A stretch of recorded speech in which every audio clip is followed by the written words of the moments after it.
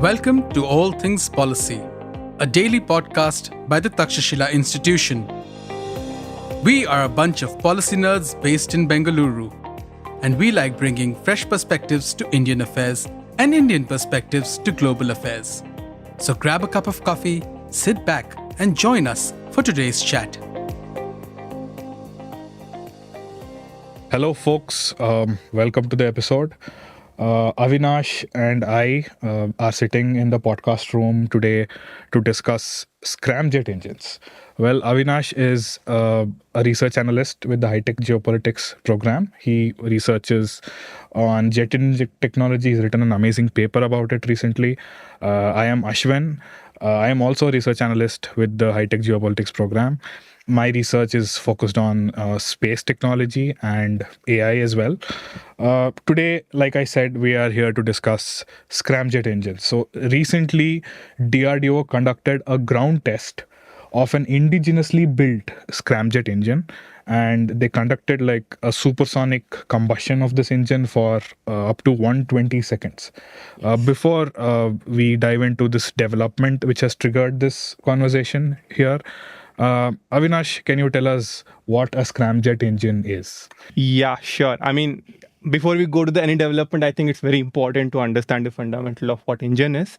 So Scramjet engine is an evolved version of jet engine. Conventional jet engine is where it inspires from, right? And so just like any jet engine where you have different phases of operations to produce thrust so that you can push something forward like an aeroplane. So Scramjet has literally same kind of operations. It's just the way changes because of at what speed it operates, right? For example, jet engine, where it starts with compression of the air, then it combusts, and then the expansion of air happens, and then the thrust is produced. And it's the same way the scramjet works. So now let me tell about the full form of scramjet. It means it's supersonic combustion ramjet.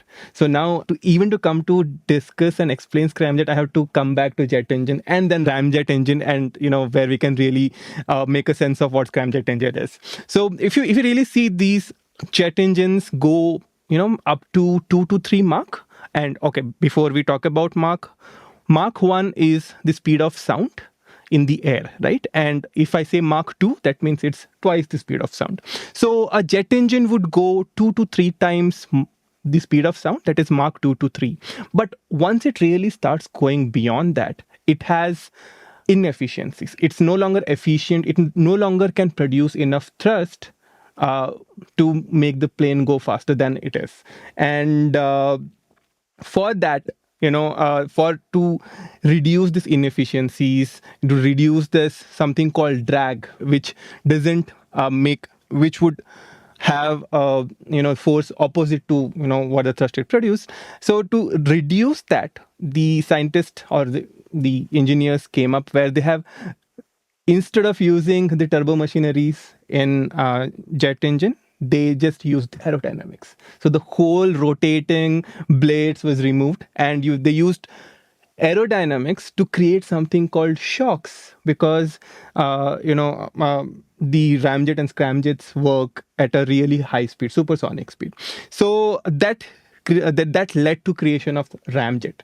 Now, what ramjet is really doing is it's creating shock to do the exactly same thing what jet engine used to do, that is compress, and then the combustion would happen, and then you have your expansion and your thrust is produced, right? And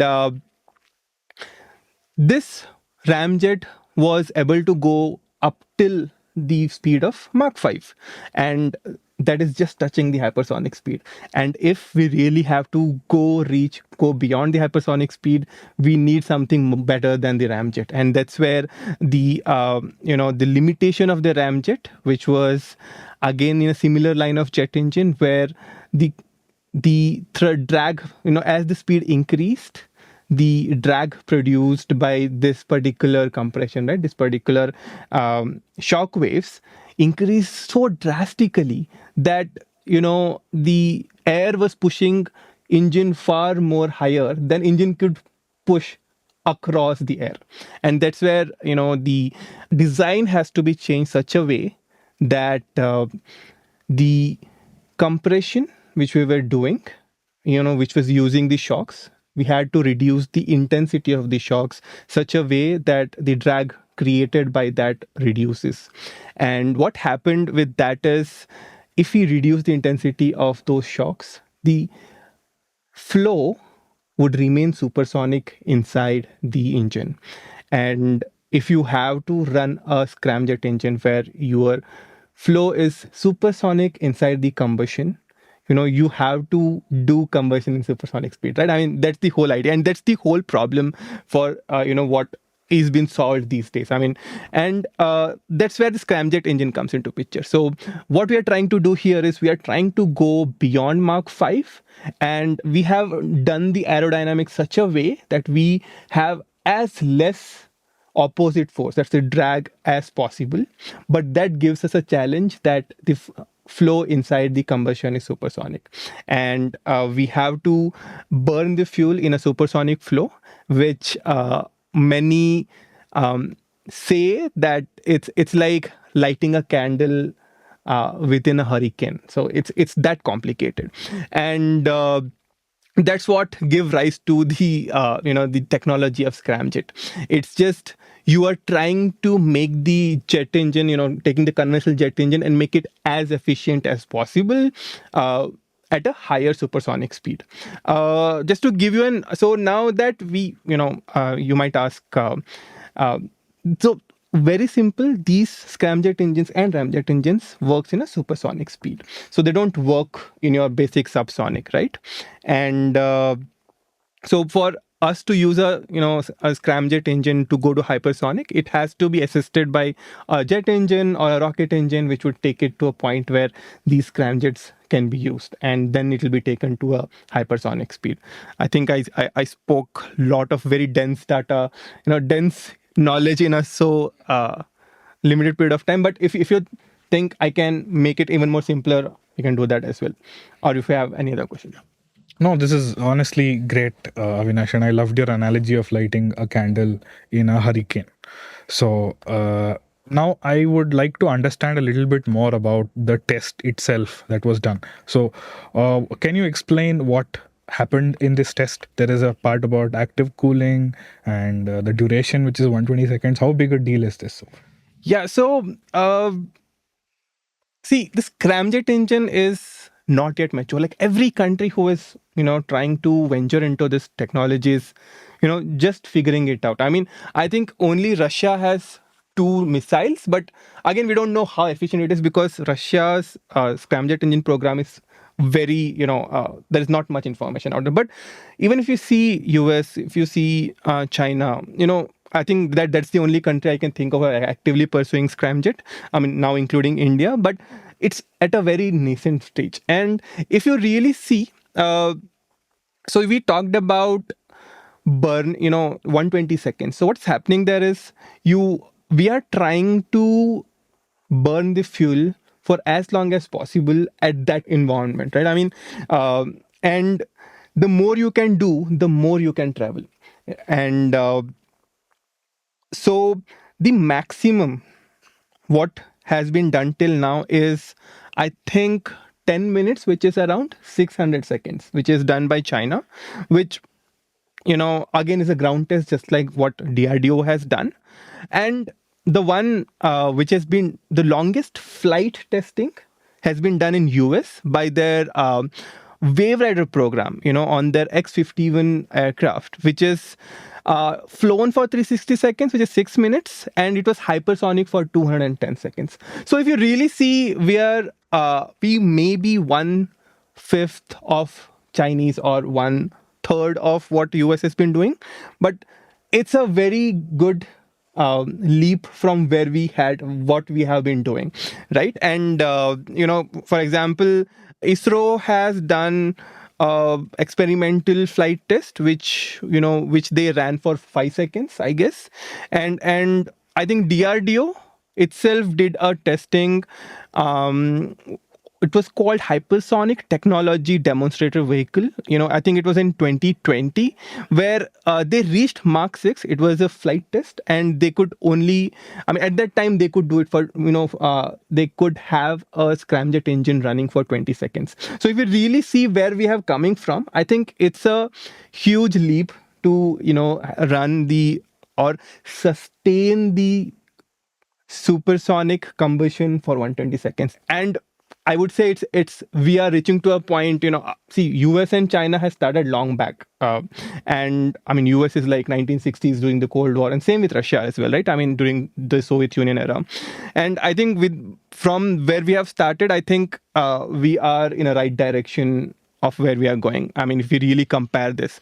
And let me talk about the technology DRDO has demonstrated, right? If you really have to burn the fuel for such, high speed, you need that kind of energy to push it hypersonic. And to get that kind of energy, your heat generation is going to be really, really high. Now the question is, if you have energy generation such a way that the temperature reaches more than the, that's the melting point of the material you just cannot sustain, right? So for that, multiple technologies has been developed. I think active cooling is the one where, what of course DRDO is trying to do is actively cooling those, materials such a way that the temperature doesn't go beyond its melting point.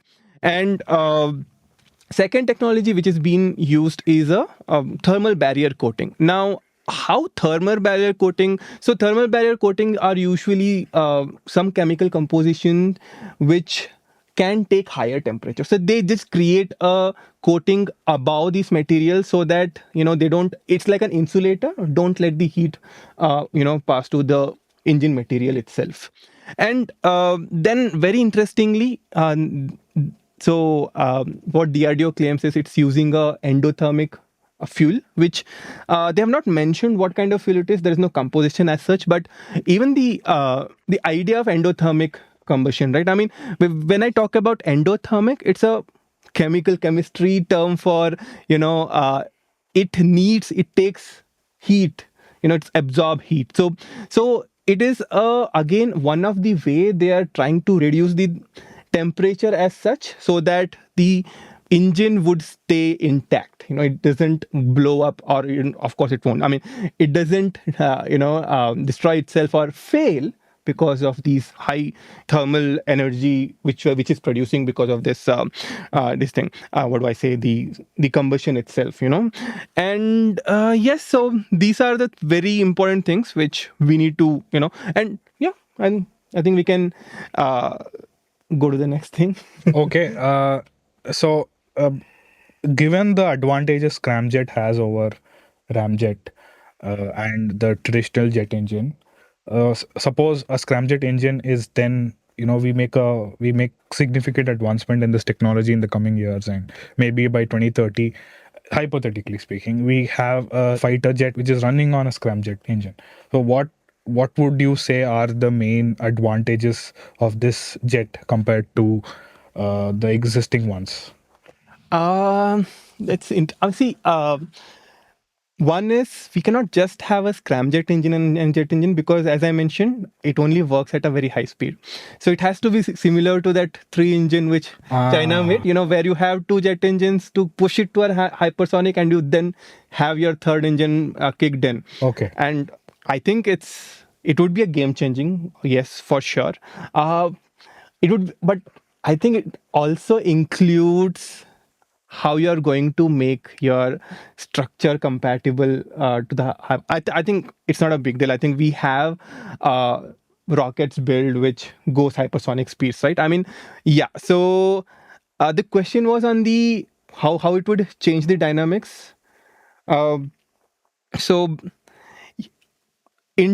I think the way these supersonic jets or the jets, I think that would change a lot. What do I say? The utility of what the jet engine is used. Now, right now, all the jet engines been used to do a supersonic or more of a subsonic maneuverability more.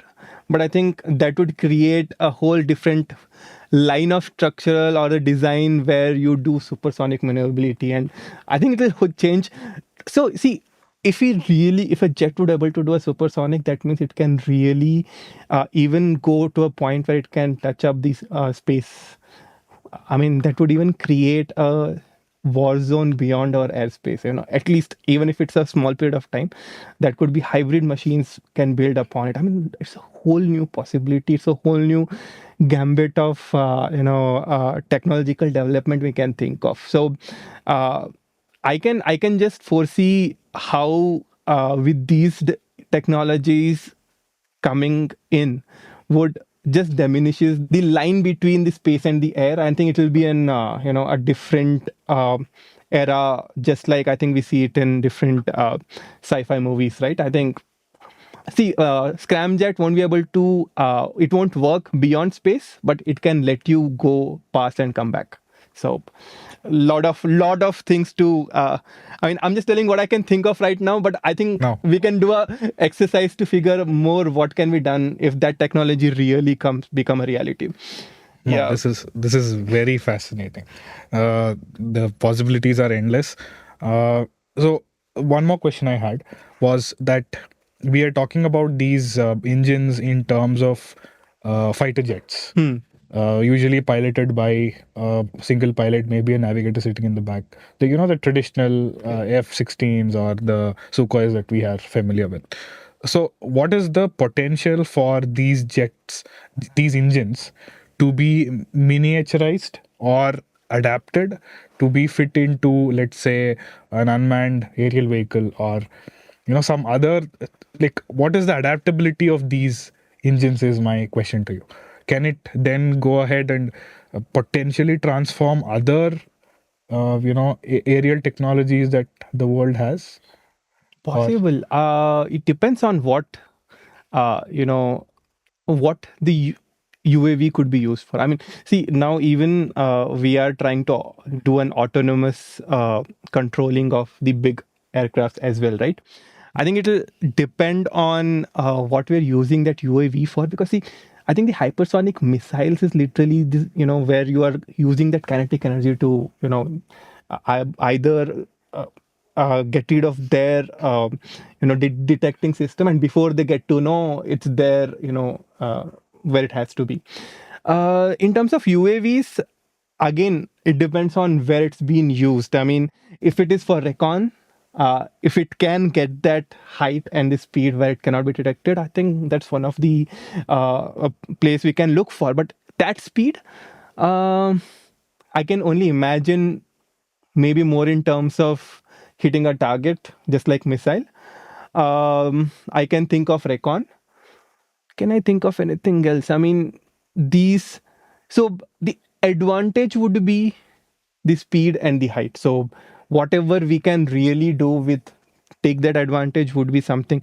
And miniaturization, I don't know. I think it's similar to can we miniaturize jet engine, right? I mean, it's about because the intensity of or I would say, see, it's about lot of component coming, lot of different applications. For example, so when I say applications, right, it's like, for example, a jet engine needs a really good cooling for its turbine. Now that takes some space. Now it's not just so a miniaturization would take a miniaturization of all these. So it's going to be a long term. I don't know. I mean, whatever we could get now, once we made that, I think miniaturization would take again maybe similar amount of time, maybe after that. But it's going to be as difficult as making a scramjet engine itself. You have to build in that kind of capability where you get to do same kind of cooling, same kind of combustion right, yeah. for that, and yeah. So, and then of course, if you really put it in a UAV, you also have to put in how you're going to get structural strength for that high speed. I mean, that's again, I cannot imagine right now, but if it comes together, I mean, people have to figure out a way to strength, have that structures which can go hypersonic, sorry. Yeah. Okay, and now taking the technology at its face value as a supersonic, like scramjet engines in fighter jets. For India, geopolitically speaking, what are the implications? For instance, we have the Indian Ocean region. We have some areas of the international waters that are hotly contested, especially South China Sea and some of the trade sea lines of trade. So, in that context, with especially with China as a neighbor, what are the some of the regional implications of See, this? yeah, that's an important one. I mean, see, because we have China in our backyard, I think we have to be up to the mark with all the technologies. Even though we know that we are at least 2 decades behind for a fifth gen, 2 decades behind. I think even maybe a decade behind for a jet engine which they have been building. So, see, this technology would do set in an example or set in what do I say? It would give an understanding of the advancement of what India can do in, and it will also help India to put in that uh, stance that it can develop emerging or strategic technologies, right? And I think where China is right now, we have to get to that point where we you know at least in some technological aspect we are at toe to toe, or in similar lines with China. And this would change the way it is now. I mean, the it would rival the dominance of China in different ways. And very interesting thing is in terms of alliances.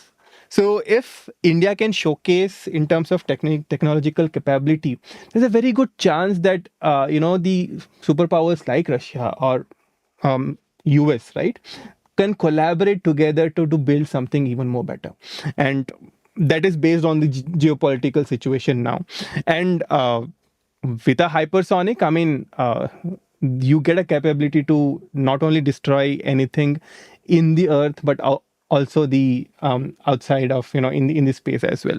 So there are multiple things. One is we'll be able to showcase or enhance military capabilities, which would, both